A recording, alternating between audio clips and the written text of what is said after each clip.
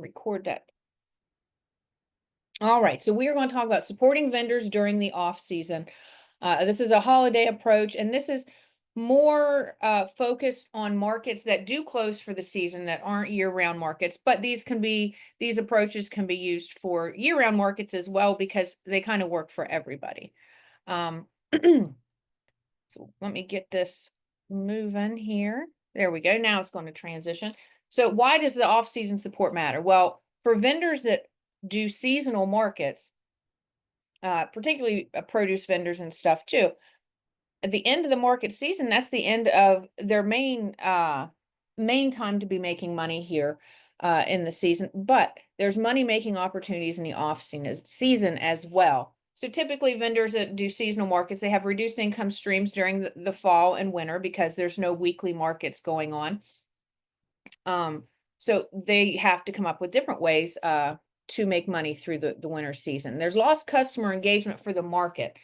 Markets are something that typically happen spring to fall. And if you have a seasonal market and you disappear in October when your market ends, or September, whenever your market traditionally ends, and you just disappear, you're leaving your customers kind of out here hanging, waiting for the spring to come. You don't want to lose that engagement with them. You want to remind them that you're there. You want to get them excited for the season coming up. So there's some lost customer engagement that goes on in the off season that you can use holidays, special times of year to kind of rope those customers back and remind them that your market's there, remind them that your vendors are still there, so that they can engage with you in the spring. And that kind of touches on the lack of market visibility. You're not out there, you're not open, so your name is not in people's mouths at that time. And this is different ways to kind of keep you going year round, even when you're not in your full on market season. So the benefits to support, you're going to have greater vendor loyalty. The year round connections that you will make will generate revenue in the spring. So get that clicking.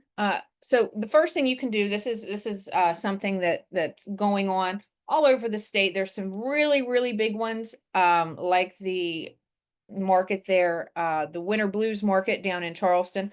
But there's holiday pop-up markets around at your small local markets. These are typically single day or weekend markets. That seems to be the strategy that works the best. A one-time thing. Hey, we are having a special market event, and that gets your customers there. Typically with your holiday market, you're going to focus on what's in season. If it's a fall holiday market, you're going to have your pumpkins, your corn stalks, your fall crafts and baked goods and things of that nature. Obviously, everybody under the sun has loads and loads and loads of apples. I'm seeing so much apple related stuff right now. It's insane. So, but partnering with community venues. See, the thing with pop-up markets is sometimes we think as markets, we have to do all the work. That we have to come up with the event. We have to do the things. We don't have to do those things. Not necessarily, and not particularly in the off season. The off season is a perfect time to partner with your community venues. I've got a picture here of a community chamber of commerce. Chamber of Commerce's, CVBs, different community organizations all over the state have holiday events. There's no sense in recreating the wheel. You don't have to do all the thinking. You just have to say that you want to participate, because they're always looking for different participation. So getting together a group of your vendors and participating in some of these other community events, indoor events, is key to having a holiday pop-up market. Now, you can do your own and do it just yourself, but you can also have your market and represent your market in places where the market's typically not, like I said, with the chambers of commerce events and things like that. But the main key, all these things are great. You want to have a holiday pop-up market, and I've seen this before. We want to have a holiday pop-up market. That sounds great, except none of my vendors really want to do it. So that's the key, the planning that has to go into the holiday pop-up. Now, you may be thinking, now I want to do something to help my vendors now. You need to be planning a little bit further ahead. Let me add this person that just came in. You need to be planning ahead. You need to know by your last market, who do you have that is interested in doing a market out of your traditional season. Because you may find that if they're just traditional produce vendors, they don't do any value added stuff, they don't do anything along that line, they may not be interested. But you may have your other vendors, the ones that have crafts, your bakers, and people still are growing. I don't want to count them out. I don't want to be like, oh, don't worry about those people, because they still may want to participate. But not every person is wanting to do year-round stuff. So if you have a list at the end of your season, who is interested, who you can contact to set up your holiday post-season markets, that's going to be the best thing for you, because you're going to know before the community event, like the Chamber of Commerce Christmas event or holiday shopping event comes up, whether or not you have anybody to offer. Because it would be nice when they come and say, hey, we're looking for people, for you to say, I have 5 vendors that we could come up and set up the farmers market inside your festival, your event, and we will participate. So that's the key back, the work you need to do during your season to make sure that you're ready for your fall and winter pop-up markets. May transition here.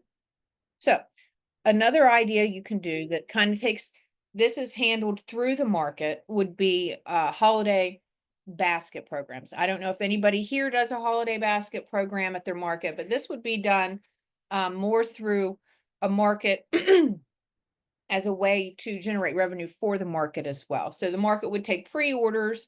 They would know from their vendors, you know, we're going to put together a plan, and we're going to sell 20 boxes of products from our vendors.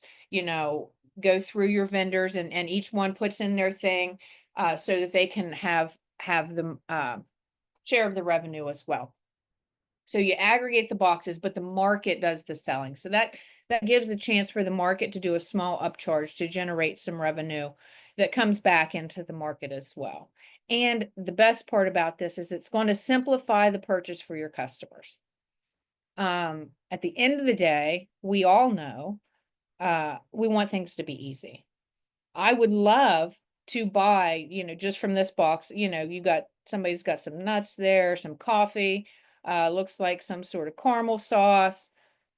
I would love to buy those things, but I don't necessarily want to go to every single person's farm. So doing this and pulling it together makes it that easy purchase for your customer. Because during the holiday season, and any season really, people are looking for ease of purchase.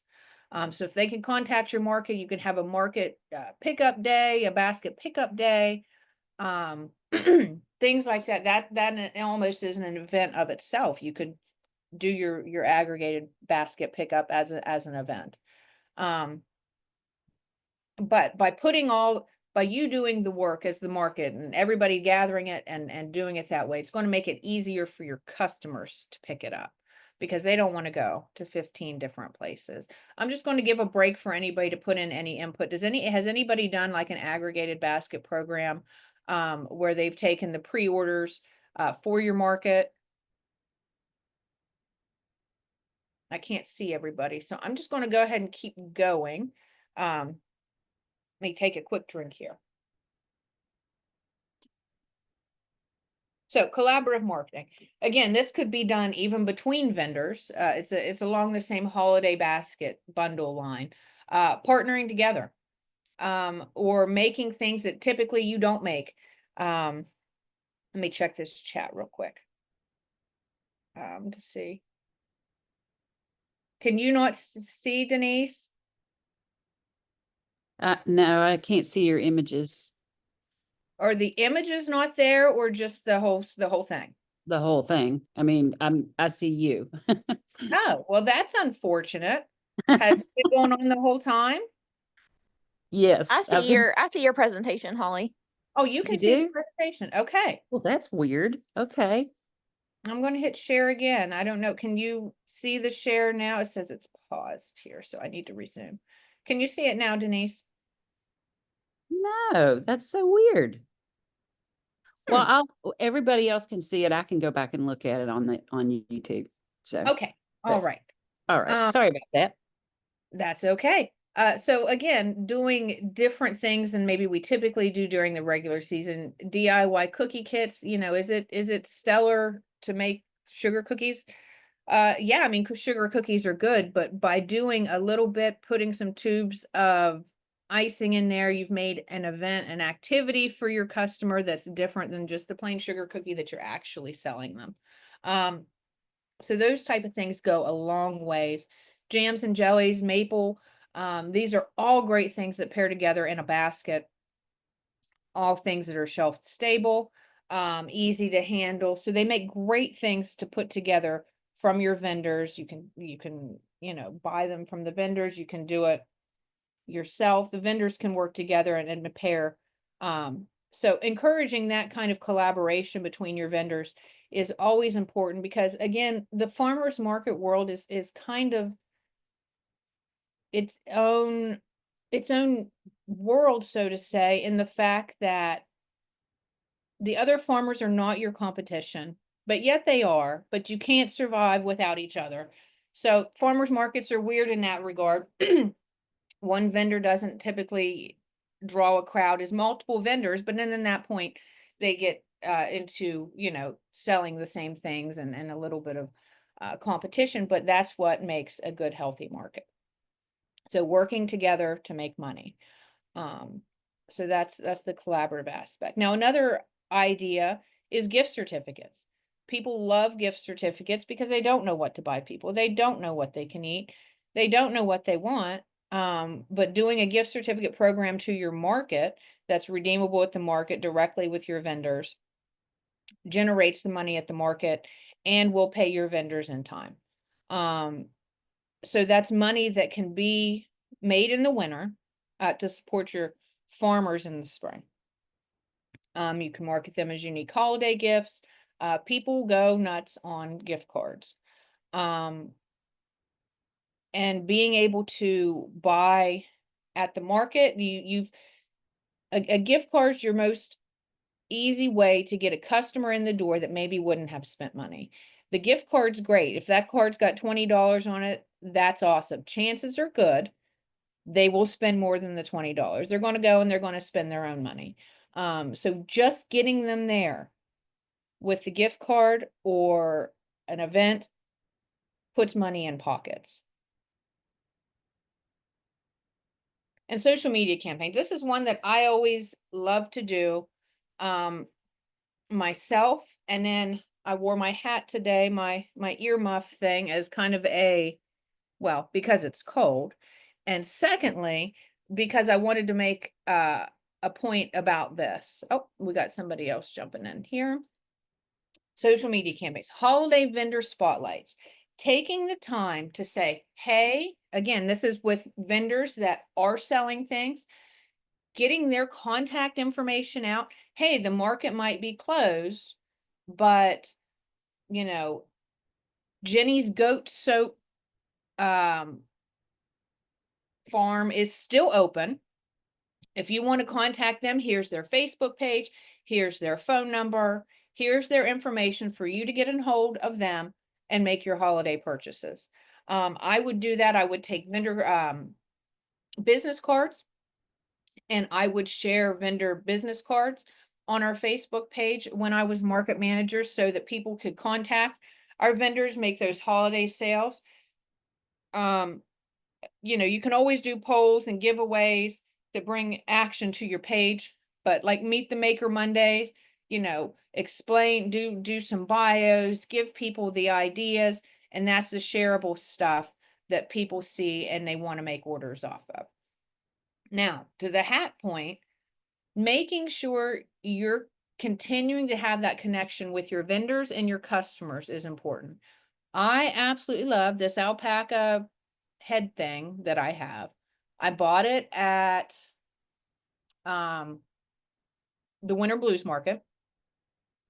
I would buy another 20 of them, except I don't know who made this. I don't know how to get a hold of them. Their packaging didn't have a card. Of course, Winter Blues is it's mayhem. It's a very, very big market, but I can't go buy more of these now because I don't know who they were. Now, that's not the Winter Blues fault. That's not anybody's fault, but making sure that if your customer did buy this at your market, they want more, that they can get in touch with that vendor. Okay. And encouraging that kind of making sure that your vendor is letting people know how to get a hold of them. Just reminding your vendors a little bit of vendor education. People want to buy your stuff. You got to let them know who you are. We always kind of forget a little bit, even in the world of constant self promotion, to promote yourself and make sure that people can access your website, your Facebook, can get a hold of you, because whoever made this, I love it, but I can't buy any more. So at Winter Blues Market, I'm hoping that they show back up again and I can buy them there. Because that's my only option. I've got one shot, because I have no idea in this whole state who made this hat. So again, make sure that you're getting those connections out. As Ashley can attest in some of the work that we've done together with our labeling program, having your information online and making sure that people can look you up is key. Ashley, did you have anything you wanted to say about that? I know we've talked about that a lot in our classes. But what's the main thing that people should look for or make sure that they have right? Yeah, no, I agree. Just making sure you do have your contact information on the products, I think it is huge. I mean, just like what you said, there's been so many times that I buy things and then I have no idea who, or like you said, Winter Blues is so hectic and you buy so many things and you know, it just having that right on the package, even if it's just like every individual wrapped cookie or every, having your contact info on there or your Facebook page or, something where they can find you. Yep, absolutely. Because I want to sing this person's praise, but I don't know whose praise to sing. Right. So, and again, I seriously would buy like another 20 hats. That's probably $200 worth of sales that I can't make with this person. So reminding your vendors of that. Now, back to partnering with holiday events, farmers market booths at holiday fairs. Like I said, you can set up a farmers market inside a fair or festival. You send a letter down. You can include it on your application as a farmer's market in the beginning of the year if you know you're going to do these events. You can also always email down to Stacy Stewart and let her know that you are doing a fair and festival, and then she needs a letter from that the fair or festival, saying that they are going to have a farmer's market inside the fair or festival. So you can do it that way. You can set up as vendors. Another collaboration here. This is one that I know very well. This is Van Camp's Farms Blizzard Bites. She has freeze-dried candy there. That is in a plumbing store. She's got a nice holiday set up there. She's also got it in restaurants. She sells at the movie theater. So places that typically you don't expect to find off the farm products, she's got them there, and people go there specifically for them. So that's driving business not only to the movie theater, but it's driving business into the different stores where this stuff is set up. So that's a great cross promotional event, low impact. She's just got to deliver some candy when it's ordered. But she's making sales and she's not actually standing there doing it. She's letting someone else do it for her, which is the best way to make money, kind of passively. And then this last one, I included this because we always talk about supporting the market. Everybody's supporting the market. We want other people to support the market. Sometimes the market needs to support and promote itself. So participating in local parades, things like that, not typically loads of fun, but participating in those events, there's opportunities, depending on how the events are set up, to set up with other vendors, to just participate and get some promotion out there. We have a farmer's market. We're here. This is our local agriculture in our community. And that's an important story to tell. People need to know who their growers and their makers are. Because we can't support local if we don't know who local is. And that's my favorite thing to do is see when people come to markets to see the farmer, like not just general, but they're like, oh, they've made the connections, they've made the relationships, and they're coming not just for the things they're going to buy, but they're coming in to be part of the community, to be part of that agriculture community and commune with other people with shared interest. So again, participating in local parades, you can set up, you can just have a float, you can walk around and give out information about markets. It's a great time too to hand out just a flyer even. Because all the time I see, we've got Domino's Pizza handing out coupons. Why don't we say, hey, we've got healthy things here in our community that we are promoting as well. I wouldn't recommend throwing apples and things like that off of parade route vehicles though, even though it might be fun. Workshops and education. Hands-on workshops are really popular. Having people come and make sourdough bread. I know we had a sourdough presentation at Women in Ag here in the Northern Panhandle, and that was really well attended. So creating these workshops, having vendors set up at the workshops to make the sales, those things go a long way. Online webinars, again, you don't have to do it in person. You could do the sourdough making online or cooking a recipe online to demonstrate different ways to use things. And some things, telling people what they are. I get a lot of questions about creamed honey. People want to know what creamed honey is. They've never seen creamed honey. So just explaining what some of the products are, because again, unboxing videos, product demonstration videos, people, that's what they watch a lot of times on YouTube and on TikTok. It's a very popular theme and genre. And just going over some of your vendors' products makes for a great bit, gets the visibility for the customer, the vendor. Everybody can see what's going on and make sales. Recipe cards, again, always a classic. People don't know what to do with it. They won't buy it. So recipe cards are another way to get out information, to get on education, and to remind people of your market. So recapping, the whole point is to support our vendors, get ourselves visible to the community, even in a time when we're not typically open, and keeping our customers engaged. The holiday season, there's billions and billions of dollars spent on gifts, and those dollars can be spent locally, supporting our local farmers, our local makers, and the people that are doing value-added stuff with the things that we're growing. So that is all of my presentation. I would love to chat with you about different things that your market's done, things that you've seen, and things that we can include when we talk about holiday markets for the off season. So does anybody have anything that you've done yourself or you've seen done that you'd like to share?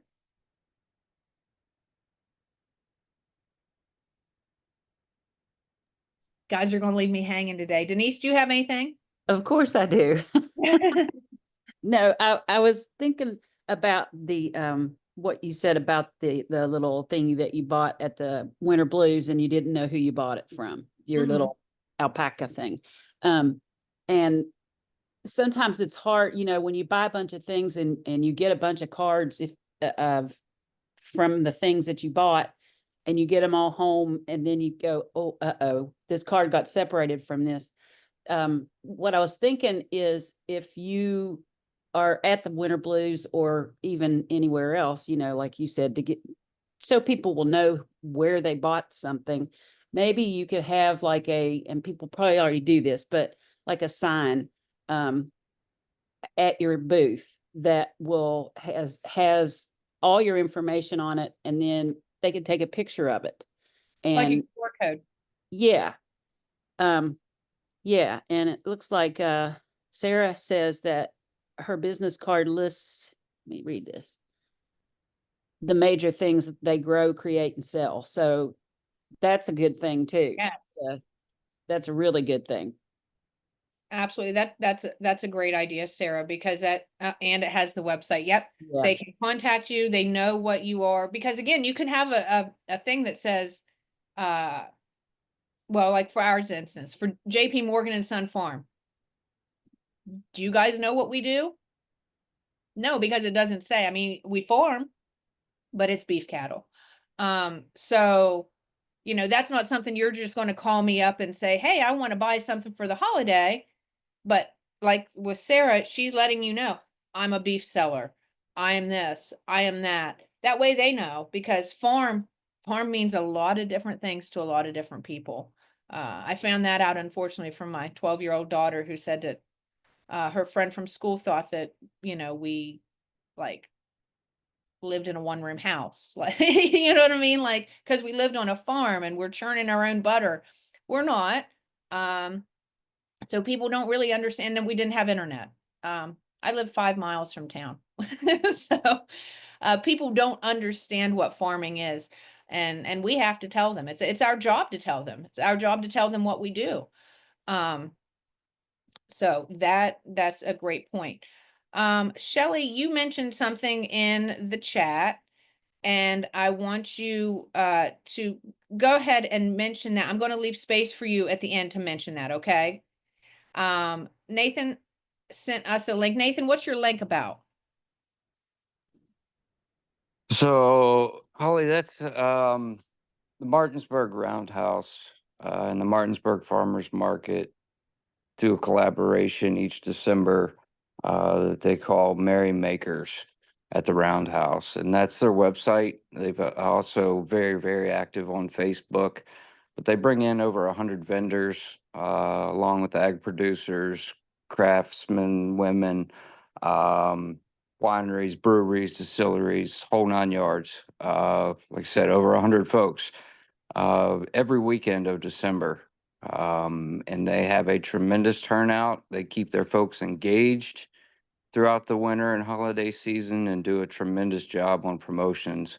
So I wanted to share that because they're really the best example I have of a farmer's market continuing and also adjusting to the seasons throughout the winter to stay engaged with their customer base. Very good. Thank you for sharing that. And then everybody can click on that and check that out. That's really, really appreciated. I do need to speak with you after this, Nathan. So stay on. Shelley, do you want to go ahead? Oh, go ahead. Okay, sorry.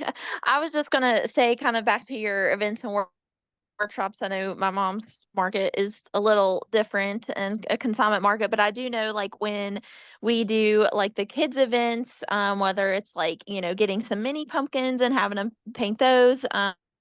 She just also collaborated with another, like this historic building that the city owns, to do like gingerbread workshops. But maybe even if you at your market did, like, if they come and, they can paint bring the kids to paint a pumpkin while they're there, or if you have stuff they can do a little gingerbread house. I feel like that brings a whole different like customer base out that normally doesn't come to the market, because they want to like bring their kids out to do something fun. So I just thought I would kind of just talk about that, just to keep in mind, because I just think like our kids events are a big hit, and sales are also always good, like the days that we do those too, because while the parents are there and their kids are painting their pumpkin, they're standing there shopping around. So Absolutely. And I'm going to tie that to the movie theater business, because I came from that too before I started this.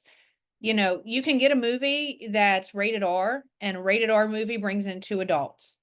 But if you get a kids movie, it's going to bring in 3, 4, 5 people per group. So anytime you can include kids, it's not only going to be the fact that you've got a greater head count. It always, well, I can't say always, because I'm sure there's times it doesn't. But those people spend more money. More people, more money. yes, It's the way it goes. And yes, kids can help parents spend money like no other. Um, Yeah. so, yeah. And you- a lot of times too, like you said, it brings in more people. Like the mom will come, but she might also bring like her mom, and the grandma might come, or dad might come, or whoever. So they just like it because they want to watch their kid paint the pumpkin or make the gingerbread. They want it to be a whole family affair. So yeah, it just brings more people in. Absolutely. Does anybody else have any other suggestions or things that they do in their area? An on-farm stand, I know we didn't touch much on that, but an on-farm stand can do any of these things. With themselves, with other growers and vendors that they deal with, you can create together and collaborate. So these techniques are good for any size market, whether it's a on-farm market or a seasonal market. So if nobody else has anything on that front, I'm going to go ahead and turn it over to Shelley for a minute to go over some funding opportunities that she has available. All right, thanks, Holly. So just real quick, I put it in the chat that I'm with Coalfield Development, Refresh Appalachia, and we are one of 18 partners that make up the newly formed Appalachia Regional Food Business Center, which covers 7 states. And we have, well, also, I want to let you know too, I'm really passionate about farmers markets and farmers in general and food businesses. I was a dairy goat farmer. I was the director for the Wild Ramp Farmers Market in Huntington. I helped co-found that market with other people. So I'm just here to talk about the funding available because I want you all to go for it and at least apply for it. And if you're not sure, you can definitely reach out to me. I put my email in the chat. But this funding, we have 2 tracks for this funding. One is the planning and development, which is up to $30,000. And the other one is implementation and expansion, which you can apply for up to $100,000. There's no match involved in this grant, so you don't have to match funds or anything. It's a 2-year grant. It's for food and farm businesses. It's to help market access, strengthen aggregation, distribution, all of that. And the eligibility requirements, almost everyone would probably be eligible for this grant.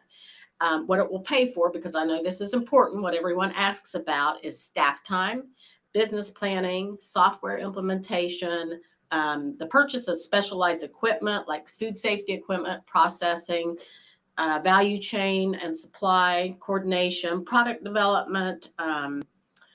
Yeah, but I do want to point out that it will not pay for, it's post-harvest, so it's not pre-harvest. It won't pay for seeds or plants or anything that would be, pre-harvest. I'm trying to think. Let's see, it can't be used for land, buildings, real estate, construction, demolition, tractors, which is a lot. I get that one a lot. Tractors, it will not pay for that. Trucks or trailers. And so if you want to know more information about it, please reach out to me, and I'll put the link to the website there. The next funding, we've done our first round of funding already, and the next applications will go out March the 1st. And then after that, let's see, I think there are there will be 3 more rounds after that, and this goes until 2027. So please apply. Please apply. Absolutely. And contact me. Yes, contact Shelley. If you know somebody, maybe you don't remember after this call, get in contact with us and we will give you the information to get in contact with Shelley. So just reach out with any questions. You can contact us, you can contact Shelley. We will get you the information, make sure that you can get there. Shelley, quick question on that. Is the application going to be the same as it was for the last round? So people can go ahead, look at that what's required. You have until March. It gives you plenty of time. It's a very easy application. Very straightforward. Again, you can call Shelley. She's going to be a wealth of knowledge. There's many people out there that can help you get these applications completed.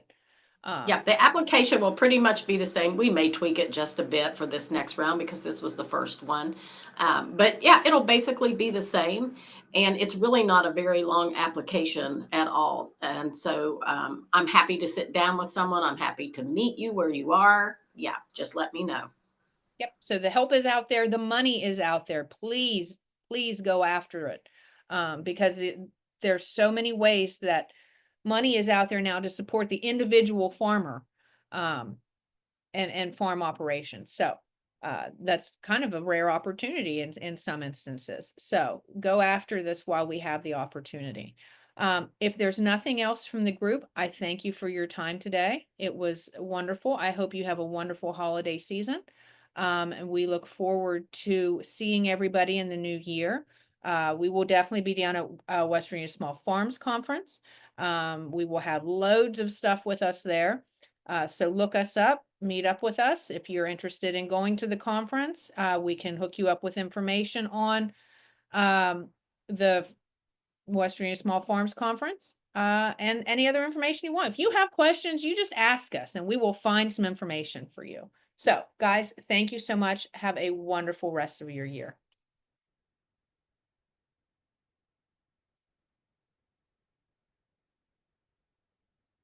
Nathan.